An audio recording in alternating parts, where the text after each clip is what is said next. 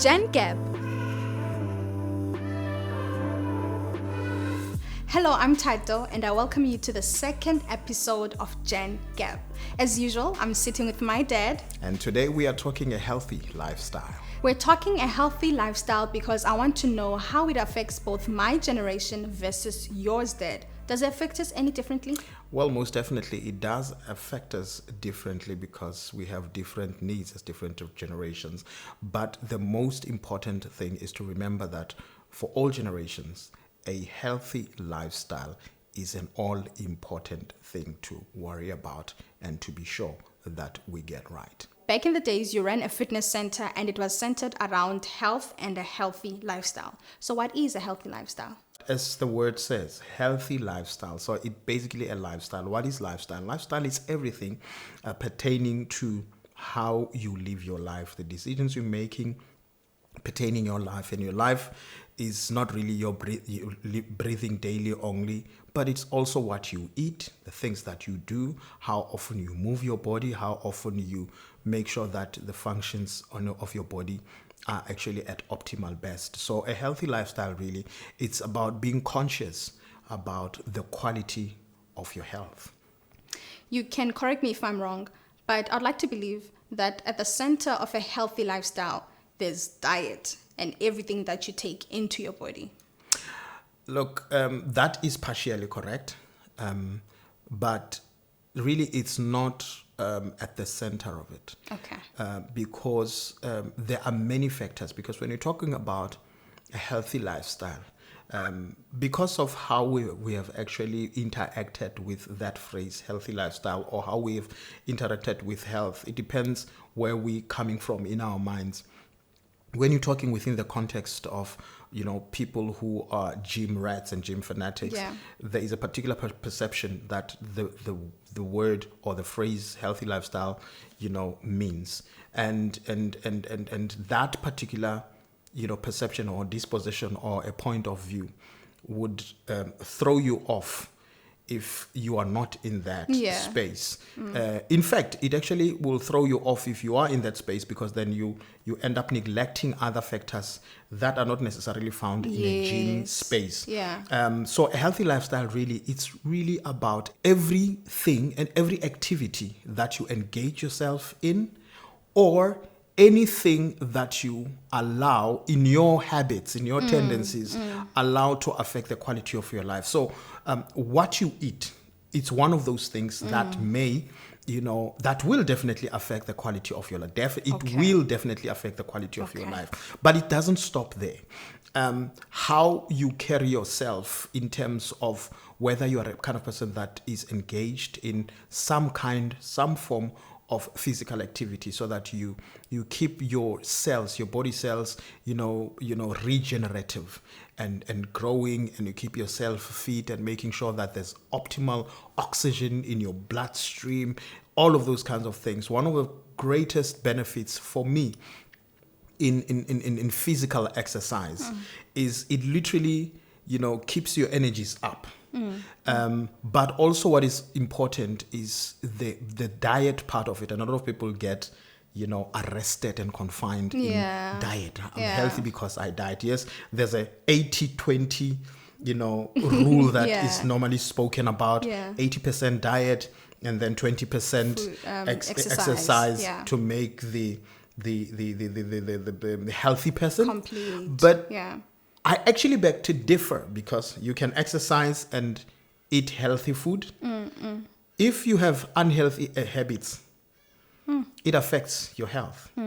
If you allow your mind, for instance, to be negatively affected by things, what goes on in your mind, what goes on in your spirit, and this is where I actually, had the foundation to start Fitness Focus. Because I realized that wellness or health is not just confined in physical wellness and in the diet, but it actually speaks to the whole of a human being. This is very complex. You're saying that understand. it's really is not only centered in one thing, but a branch of many things. It really does. Yeah. Remember the last time we talked about the universal principle? Yes, yeah. That there are branches to this tree called life. And all of these things feed back into the same tree. Yeah. So you can't exactly talk about one thing and say that's it. It's a whole miyag, because you see, a human being is a complex. You said the answer was complex. A human being is quite a complex. Very, thing, you can say that again. To the extent that sometimes we actually just beat that when True. and it's grown. You understand? True. Because that's a nature of what is in nature. And the only way that we can really be whole and really enjoy what life has to offer. And that's what this thing is all about. A lot of the times people think, go to gym. I always say that I don't go to gym to have a six pack or to have muscles and whatnot and Physique, whatnot. yeah. Yes. And here's the thing. In the beginning, to be honest, I actually wanted to look, all that. But after years, because like I said again in the previous episode, that I normally don't go to the surface and be excited. I want to go underneath the surface. And I realized, no, man, there is more to health than just exercise. Okay. There is, this gym thing, this exercise thing, there's a science to it. And this eating thing, there is a science to it. So there is no one size fits all type of a thing when you get into that space. And it's then that I actually started getting the interest to say, wow, there's so many things to explore here. And for that reason, I actually had to leave the gym where I was instructing to actually start my own, because the kind of ideas that I had and the kind of things that I was beginning to let myself open to, and actually really learned a lot from the members that would come into gym and from the people that I actually interacted with. I actually learned that, wow, the limited knowledge that I had was really not very progressive. It was not helping anyone. It was not really providing what I call value for money, but more than anything, value for what we are saying we are doing as instructors and coaches. You know what I mean? So I had to go deeper. And the more I went deeper, that's when I realized that a human being and this whole fitness and wealth regimen is like an onion. You don't just just throw yourself there thoughtlessly. So it is complex, but it is fun. And in its fun, it gives me pleasure to always find a new thing, and actually, because the whole idea is to push yourself to your level best, where you know that you can challenge yourself, and it's all about self-challenge, not about any other person. So true. I've seen a lot of people coming to gym for wrong reasons. In fact, a lot of the times people that came to my gym, I told them, a person saying that, and in fact, this is what people used to do. They'd come to the gym. First thing they say, "Celi diet." I'm like, what are you talking about? If we need diet, how am I going to give you a diet when I don't even know how your body works? So true. Now that you said that, Exactly. literally, your clients would say it was not only a physical awareness that was happening there, literally also mentally encouraging the clients there. And it's not what you just said, just brought a light to it. A human body is literally an onion that keeps on peeling, and you find a new layer with it. It's not only attacking one situation, but it actually just combines something together and say, actually, to the people's mental health. Because for me, really, at the end of the day, and I'm sure a lot of people would agree with me, and some may disagree with me. For me, health starts in the spirit. It starts in the mind. Oh, and it manifests outside physically. A lot of the physical illnesses are really nothing but a manifestation of what's happening on the inside. And for me, you cannot neglect, at least for me, I cannot neglect the spirit side of a human being in the whole fitness. Because when we talk about health and wellness and fitness, you can have the best diet, go to the best gym, and still the quality of your life is poor because of your spirit, Yeah. because of your mental health. Now, mental health is not physical. Yeah. Yeah. Mental health is not affected by your diet. Those is Hambela Zoto. So your mental health is also very much a part of your health and wellness, or your fitness. And that's why I'm saying that fitness, it's actually an embodiment of your total being. I can actually even go to the extent, and I stretched this, I can go to an extent to say that even your fitness and your health and your wellness has to actually even do, for instance, make an example with myself. It has to do also with my family. If my family have unhealthy tendencies and whatnot, it will affect me.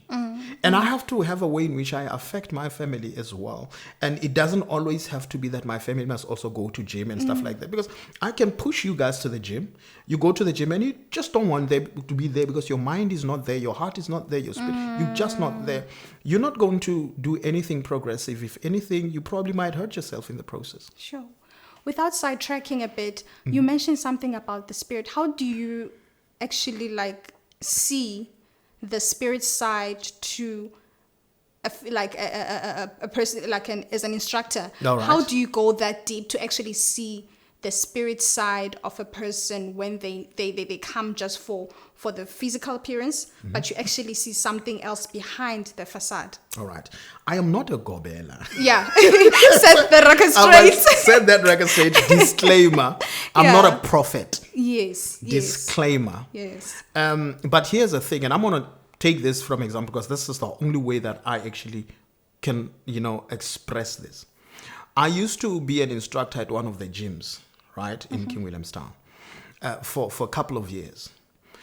And what I used to do in my classes, I would actually observe every single member. I would check those that are having different levels of difficulty in terms of doing the exercises and all of that. And I would actually I introduced what I called modifiers. Yes. Those that were struggling a lot, I would actually, give them some kind of a right to cheat a little bit. Yes. So that they don't feel left out. Because I know how it feels to actually feel like I'm a loser. Why am I the only one who's not doing this? And people beat themselves up. Yeah. And a lot of the times I would actually go and support that person.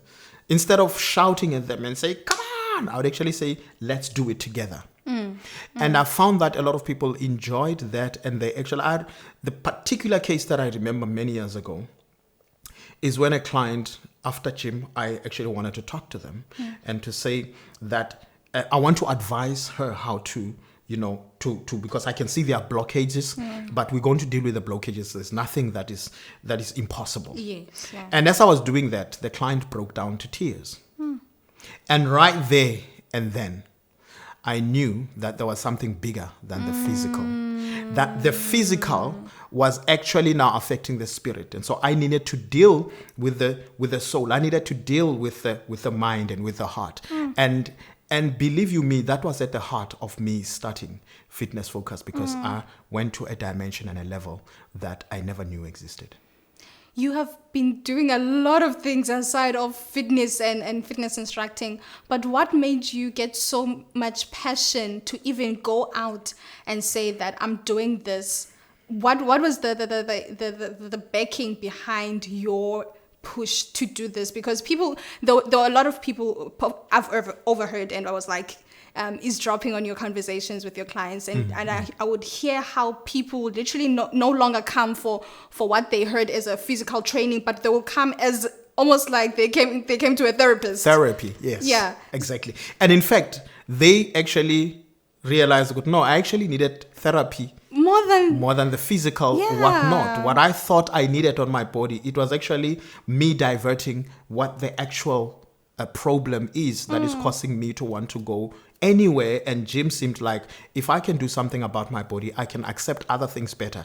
Kanti, we have to deal with those things that are actually troublesome before we come to the body, and that's what makes all the difference in the world. That's why it's very important to understand that the human being is a very complex thing, and until you understand that, you will not be in a position to actually, answer to those particular needs and do that program, render the program in a way that is actually going to render this person healthy, not skinny. Yes. Not ripped, yes, but healthy. Yeah. A balance is very important. What I want to know is, what has health done for you more than just the physique? What has it done for your life and your progress in your career? I agree with a saying that says a healthy body houses a healthy mind. Yes. But I also have experienced something that actually makes me to want to add to that, to say more than just a healthy body housing a healthy mind drives a healthy body. Come on, that was bars. You were spitting some bars there. That's exactly what I have discovered, because you see what that thing has done, fitness has done for me, the fitness regimen or the health regimen has done for me. It has actually opened me to more of myself than I ever knew existed. And I've realized that there's quite a lot. There is nothing that I take for granted in life. And because of that, I've discovered that it's not about physical, aesthetics. The most important thing is what it does for me here, what it does for me here, before what it does for me here. Sure. That's where it's at. I feel so wrong for wanting the physical appearance of health more than the actual body, the actual person inside the body. It's very important that it should come from inside and manifest outward. A lot of people go to gym because they really do not have the machtigheid, the control of extrinsic negative energies, meaning that you're living under a pressure that is created by someone else, and you make decisions on the basis of that. And you come here, you are here for the wrong reason. Sure. You're going to hurt yourself. You're going to be more frustrated, because then you're going to realize, no, I'm not going to get six-pack by doing crunches. There's more into this that I need to and I need to work at my pace and be patient with myself and actually love the most important thing, and have then the overflow, which is going to be the physical fitness itself. Because you may not look fit, but actually be more fit than the person who looks fit. Yeah, you can say that again. That's where it's at. So it's not about what you see, more than it's about how much it improves your overall quality of life. And how we see that, we'll see that in the energy that you exude, in how you relate with us, and how you relate with the nature around you, and with just how you carry yourself. I know a lot of people who seem to be obese, but they live life more to the fullest than the people who seem to be having the perfect frame. Because all of that, it's just a perception. All of that, it's just the school of fish swimming with the stream. And until and unless such time that you actually get into it and say, what is it that actually you're trying to solve? You will not be in a position to make progress. You'll be more frustrated until you get to a point when you say, what is my problem? And you go where the problem is. Sure. How then do I not try to reinvent the wheel? How does a young person live a healthy lifestyle? It's very simple. Really, you have to know yourself. Master self. Okay. What are the things that make you happy? And also, those things that make you happy, how do they affect the quality, not your life, but the quality of your life? Okay. Because the whole thing of the quality of life, it's not about how long you will live, but it's about how full a life you are living in the time that you are given on earth. And one of the best ways to actually live a full life is to live a life feeling healthy, being upbeat about life, being positive. We are all going to die someday. No one can gym so that they don't die. No, we don't gym so that we don't die. But we gym that at least we earn 1 or 2 seconds Yay. Because of the quality that we are living, the yeah. quality of life that we are living. Yeah. We are also gymming so that we actually, I mean, what is the point of waking up and you are alive, but you are riddled with pain and sicknesses and diseases and all of those things? That is not That's a not good life. quality of life, right? Yeah. So we're training so that we avoid the doctor's bills, you know? And I can tell you that right now, no doctor knows my money. Like literally, I mean it. And I'm not saying that to blow my trumpet, Yes, but yeah. this is a lived experience. No doctor knows my money. Why is it like that? It's like that because how my body works and how, you know, all the cells work and all of those glands that should excrete what at what time, Yeah. they are, you know, they are working well because I am active. Okay. You know, so it's very, very important that we should understand that a quality of life is very important, and I believe that in the second episode we should talk about what quality of life means. Yeah. Yeah. In the second book, that's a topic for another day. For you guys, I'm not going to expose your age. All right. But for people, for the older generation, yes, let me put it like that. Well, I am 49. Slay. I am 49. So Yeah. next year, April, I'll be 50 years. 50. Yes, and I'm having a good Bruh, time. you look nothing like 50. Well, don't say it. You're my daughter, so we never know what do you have in mind. Nah, I mean it. How Thank does you. It's a pleasure. How does a person, as you went throughout life, what do you have to say to your age gap in terms of maintaining that healthy lifestyle without trying to mimic what these young people are doing? How do you maintain that balance with your own self? Yeah. The same principle that I said with young people. Yeah. Know yourself, master yourself, have time of meditation. Go to a space where you're quiet, you're all by yourself, and really feel yourself.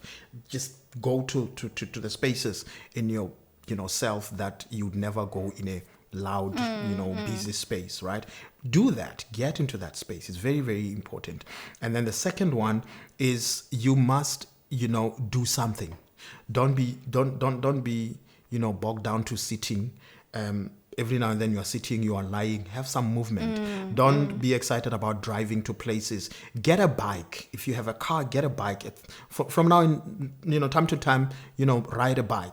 Walk. You don't have to be in marathons all the time or sprinting or running groups or whatever. In fact, you can join the run clubs, but do something. But very, very important, I want to actually say that a lot of people my age, especially women, joints are a big deal. So the whole thing of running all the time can actually work adversely, in terms of your health. You want to avoid impact on your joints, and I've always said that if I had to choose between a treadmill and a bike, I would actually go for a bike, because every time you run, yes, that impact goes directly to the joints. And a lot of ladies that I've come across, especially in my age and slightly younger than me, in fact, a lot of ladies slightly younger than me have problems with joints, and part of the reason is because we're not taking care of the impacts on our joints, number one. But number two, we put a lot of strain when we go to gym. We want to achieve all the goals in one day, and we unfortunately are doing the opposite of really trying to get a good health. Sure. Thank you so much. That was really a very informative episode. I believe so for myself. And I'm not quite satisfied. I want the details and the little, every detail that goes into this. But today, that's where we're going to leave it. Thank you so much for watching, and catch us again, because we're going to be having more and more talks like this with my dad here on the Gen Gap. Thank you. I think I want to suggest that next time we should go live. What do you think? Awesome. That's even better. That way people can actually be a part of what we're doing. As you said, this is very, very important. Yes, we do it again next time. Ciao.